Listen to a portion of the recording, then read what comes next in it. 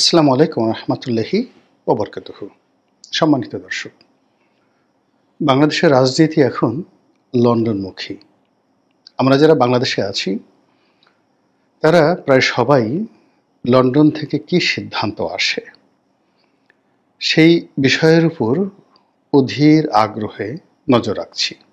কারণটা হলো, বাংলাদেশের এই মুহূর্তে ক্ষমতার যে প্রতিভূ, এবং বলা হয়ে থাকে যে নির্বাচন হলে যারা ক্ষমতায় আসবেন তাদের প্রধান নেতা এখন লন্ডনে আছেন। আবার অন্যদিকে এখন এই মুহূর্তে রাষ্ট্র পরিচালনায় নিযুক্ত ডক্টর মোহাম্মদ ইউনূস তিনিও লন্ডন গিয়েছেন। তার এই লন্ডন গমন নিয়ে পক্ষে বিপক্ষে নানা রকম কথাবার্তা রয়েছে। প্রথম দিকে যেটা বলা হলো যে তিনি ইংল্যান্ডে গেছেন, মূলত ইংল্যান্ডের যে রাজা তার একটি পুরস্কার রয়েছে, বিভিন্ন সেক্টরে তিনি গুণী ব্যক্তিদের পুরস্কার দেন এবং তিনি সেই পুরস্কার ডক্টর মোহাম্মদ ইউনূসকেও এই বছর দেবেন। তো আমরা যারা সাধারণ মানুষ তারা সরকারের সেই কথা বিশ্বাস করলাম। তারপর দেখা গেল যে আওয়ামী লীগপন্থী যারা লোকজন, বিশেষ করে জনাব সজীব ওয়াজেদ জয়, তিনি ইন ডিটেলস একটা ফেসবুক স্ট্যাটাস দিলেন যে রাজা চার্লস যে পুরস্কার দিচ্ছেন সেই পুরস্কারের যে তালিকা, অর্থাৎ কারা কারা পাচ্ছেন সেই তালিকার মধ্যে ডক্টর মোহাম্মদ ইউনূসের নাম নেই। এবং এরপরে বাংলাদেশে যারা বিভিন্ন লোকজন রয়েছেন, ইউটিউবার রয়েছেন, যারা সামাজিক মাধ্যমে বিভিন্নভাবে কন্ট্রিবিউট করে আসছেন, তারা কন্টেন্ট তৈরি করে বলা শুরু করলেন যে আসলে ডক্টর মোহাম্মদ ইউনূস যে ইংল্যান্ডে যাচ্ছেন সেখানে যে সকল মানুষের নাম পুরস্কারের তালিকায় ঘোষিত হয়েছে বা যে সকল প্রতিষ্ঠানের নাম ঘোষিত হয়েছে, আমাদের জানা মতে প্রথমত সেখানে ডক্টর মোহাম্মদ ইউনূসের নাম নেই। অন্যদিকে যে সকল প্রতিষ্ঠানকে পুরস্কার দেওয়া হচ্ছে সে সকল প্রতিষ্ঠানের সঙ্গে ডক্টর মোহাম্মদ ইউনূসের সম্পর্ক রয়েছে কি নেই ওটা নিয়ে বাংলাদেশের কোনো লোক বলতে পারছেন না, এবং তারপর তিনি ইংল্যান্ডে গিয়েছেন। এর মধ্যে দুটো গুরুত্বপূর্ণ ঘটনা ঘটে গেছে। সেটি হলো তার ইংল্যান্ড গমন উপলক্ষে সেখানে বর্তমান সরকার দলীয় সংসদ সদস্য এবং সাবেক মন্ত্রী টিউলিপ সিদ্দিকী, তিনি ডক্টর মোহাম্মদ ইউনূসকে উদ্দেশ্য করে একটি চিঠি দিয়েছেন। অর্থাৎ তিনি তাকে পার্লামেন্টে যে টিউলিপ সিদ্দিকের অফিস রয়েছে সেই অফিসে তাকে লাঞ্চ অথবা ডিনার, সেই লাঞ্চ অথবা ডিনারের দাওয়াত দিয়েছেন, তার সঙ্গে লাঞ্চ এবং ডিনার করতে চান। চিঠির ভাষা, তার বক্তব্য, ইটস এ পলিটিক্স, আমরা যেটিকে বলা হয় ব্রিটিশ পলিটিক্স বলি, সেই ব্রিটিশ পলিটিক্স। তিনি সেখানে ডক্টর মোহাম্মদ ইউনূসকে স্বীকার করেননি, অস্বীকার করেননি। তিনি সেখানে সম্মানও জানাননি, আবার অসম্মানও জানাননি। তিনি ডক্টর মোহাম্মদ ইউনূসকে কতগুলো প্রশ্ন ছুড়ে দিয়েছেন এবং কতগুলো তুচ্ছ এবং তাচ্ছিল্য করেছেন, যেভাবে ওয়েস্টার্ন কান্ট্রিগুলো সাধারণত তৃতীয় বিশ্বের যে কোনো বিষয়কে তুচ্ছ এবং তাচ্ছিল্য করে থাকে, সাধারণত বিচার বিভাগ এবং রাষ্ট্রীয় বিভিন্ন সংস্থা সেগুলোকে। আবার অন্যদিকে আমরা যারা বাঙালি, আমাদের এই বাঙালি দেশ, এই বাঙালি সম্পর্কে, বাংলাদেশ সম্পর্কে টিউলিপ সিদ্দিকী যেটি বলেছেন সেটিও খুবই প্রণিধানযোগ্য। আর সেই রাষ্ট্রের পক্ষে ডক্টর মোহাম্মদ ইউনূস যে ইংল্যান্ডে যাচ্ছেন সেটাকে টিউলিপ সিদ্দিকী তেমন কোনো গুরুত্বপূর্ণ বিষয় মনে করছেন না। তো এটি নিয়ে কয়েকদিন আলাপ আলোচনা হলো। টিউলিপ সিদ্দিকীর সঙ্গে দেখা হবে কি হবে না এটা নিয়ে আলোচনার প্রশ্নই আসে না, এখানে দেখা হবে না। কিন্তু এটি নিয়ে টিউলিপ সিদ্দিকীর যতটুকু পলিটিক্স করা দরকার সেই পলিটিক্স তিনি করে ফেলেছেন। এই গেল একটা। দ্বিতীয় যে বিষয় সেটি হলো ডক্টর মোহাম্মদ ইউনূসের সঙ্গে জনাব তারেক রহমানের বৈঠক। তো প্রথম দিকে এই বৈঠকটি নিয়ে কোনো রাশ শব্দ হয়নি এবং এই বৈঠকটি আসলে বিএনপির পক্ষ থেকে করা হচ্ছে, অর্থাৎ বিএনপি আগ্রহ দেখিয়ে তারেক রহমান সাহেবের সঙ্গে ডক্টর মোহাম্মদ ইউনূসের যে বৈঠক সেটি আয়োজন করতে চাচ্ছে, নাকি ডক্টর মোহাম্মদ ইউনূস তারেক রহমান সাহেবের সঙ্গে বৈঠকে বসতে চাচ্ছেন।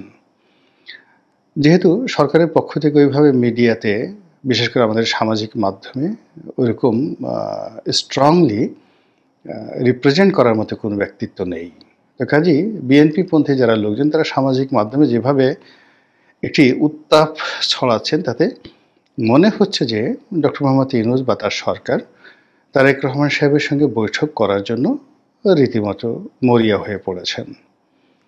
এই গেল একটা। দ্বিতীয় যে বিষয়টি হলো যে তারেক রহমান সাহেব কি ডক্টর মোহাম্মদ ইউনূস সাহেবের সঙ্গে বসবেন? এটি বিএনপির লোকজনের প্রধান প্রশ্ন। অন্যদিকে বিএনপি মনে করছে যে তারেক রহমান সাহেব যদি ডিজায়ার করেন বসার জন্য, অনুমতি দেন বা তিনি রাজি হন, তখন ডক্টর মোহাম্মদ ইউনূস তার সঙ্গে বৈঠক করতে বাধ্য ইংল্যান্ডের মাটিতে। এখানে ডক্টর মোহাম্মদ ইউনূসের ইচ্ছা অনিচ্ছা বলে কিছু আছে, এরকম সামাজিক মাধ্যমে যারা বিএনপির পক্ষে কথাবার্তা বলছেন তারা অন্তত সেই জিনিসটি প্রকাশ করছেন না।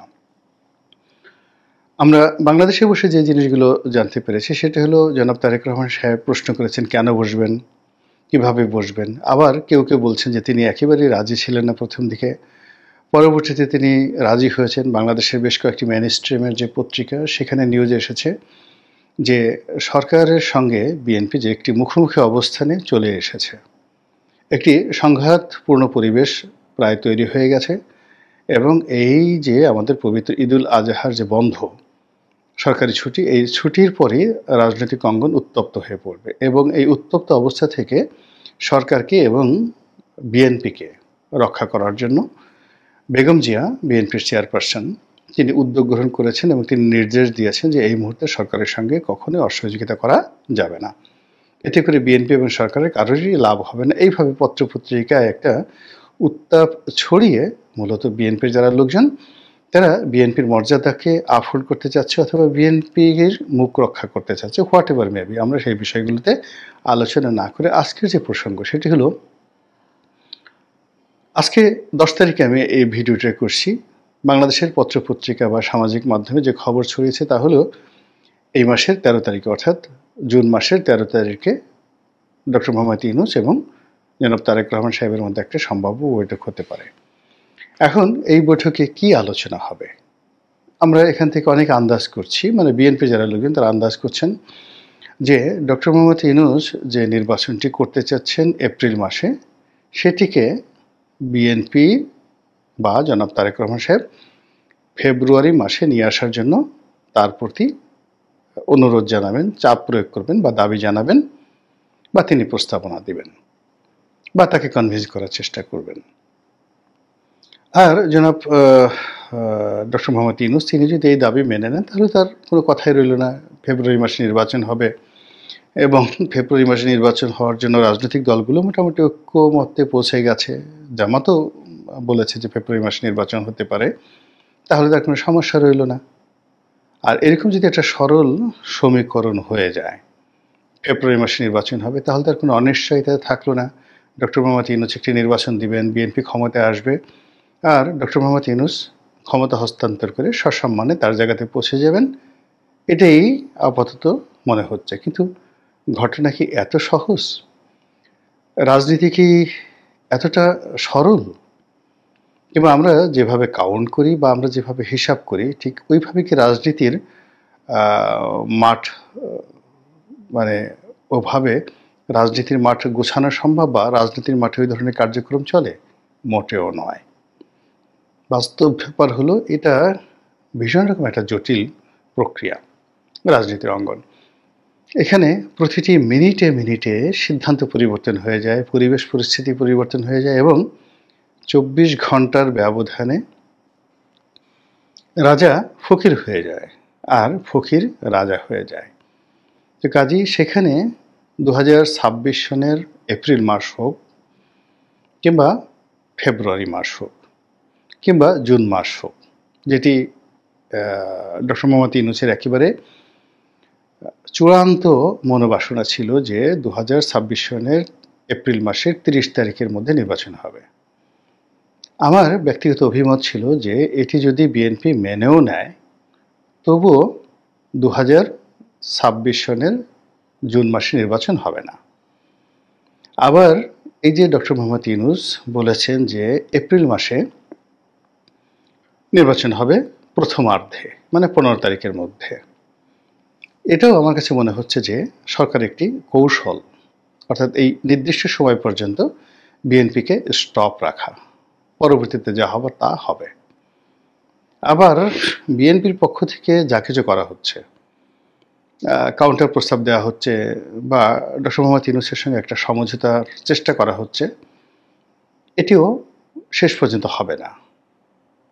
এবং এখানেও মোটামুটি কূটনীতি, ভাওতাবাজি বা ধরুন মনে একরকম বাইরে একরকম এরকম একটা পরিবেশ পরিস্থিতি তৈরি হবে বলে আমি মনে করছি। তো এরকম যখন একটা মতদ্বৈততা, বিভেদ, বিসংবাদ ঠিক সেই সময়টাতে জনাব তারেক রহমান এবং ডক্টর মোহাম্মদ ইউনূসের যে বৈঠকটি, এই বৈঠকটি নানা কারণে আমার দৃষ্টিতে বুমেরাং হবে। বুমেরাং হবে হলো ২ জনের মধ্যে সব দিক থেকে একেবারে বিপরীত মেরুর কতগুলো ক্যারেক্টারিস্টিক্স রয়েছে। এবং তাদের এই শীর্ষ বৈঠকে মধ্যস্থতা করার মতো কোনো লোক নেই। তারেক রহমান সাহেবের পক্ষেও নেই, যিনি কিনা ডক্টর মোহাম্মদ ইউনূসের প্রতি প্রভাব বিস্তার করতে পারেন। ডক্টর মোহাম্মদ ইউনূসের সঙ্গেও কেউ নেই, যিনি কিনা তারেক রহমান সাহেবের প্রতি প্রভাব বিস্তার করতে পারেন। ফলে এই ২ জন মানুষ যখন বৈঠকে বসবেন, তারা তাদের চিন্তা, চেতনা, শিক্ষা, দীক্ষা এটির একটা এক্সট্রিম পর্যায়ে তারা থাকবেন। ফলে এখানে কোনো ভালো কিছু হবে না, বরং মন্দ কিছু হবে। এই কারণে হবে যে ২ জনের যে চরিত্র, ২ জনের শিক্ষা, ২ জনের দীক্ষা, ২ জনের ক্ষমতা, এর যে বলয়, এটা একেবারে সম্পূর্ণ বিপরীতমুখী। যেমন ধরুন, তারেক রহমান সাহেবের ক্ষমতার উৎসটা কী? সেই ক্ষমতার উৎসটাকে ডক্টর মোহাম্মদ ইউনূস এখনো পর্যন্ত বুঝতে পারেননি, আন্দাজ করতে পারেননি, ওজন করতে পারেননি। একটি রাষ্ট্রে, গণতান্ত্রিক রাষ্ট্রে একটি রাজনৈতিক দলের ক্ষমতা, জনসমর্থন এবং জনপ্রিয়তা, এটার পরিণতিতে একজন নেতার হাতে কী কী ক্ষমতা থাকে, যেটি তারেক রহমানের হাতে আছে, সেটা একজন অনির্বাচিত ব্যক্তি, অরাজনৈতিক ব্যক্তি কখনো আন্দাজ করতে পারেন না। এই গেল এক। অন্যদিকে তারেক রহমান সাহেব এখনো হয়তো